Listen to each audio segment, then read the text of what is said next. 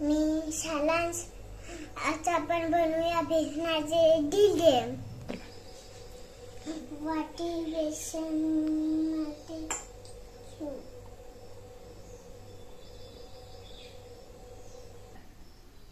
बेसनामध्ये घालूया मोहन.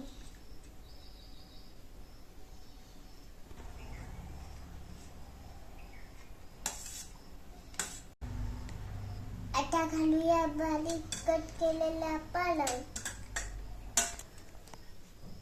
आता घालूया कट केलेली कोथिंबीर. आता घालूया जिरे.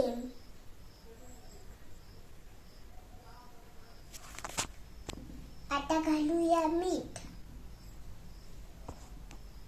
आता घालूया हळद. आता घालूया थोडा मसाला.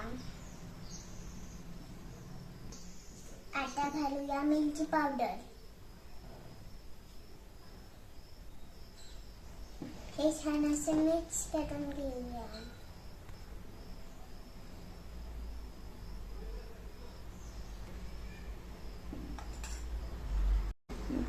याच्यामध्ये घालूया पाणी.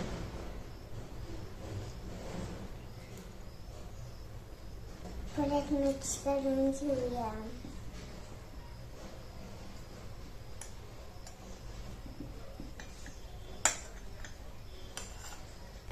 हे छान असं मिक्स करून झालेलं आहे. माझी मम्मा ही तव्यावर बनवून देणार नाही. माझी मम्मा असे तव्यावर बनवून घेत आहे. असे छान असं डिग आपलं तयार झालेलं आहे. मी टेस्ट करून बघतो.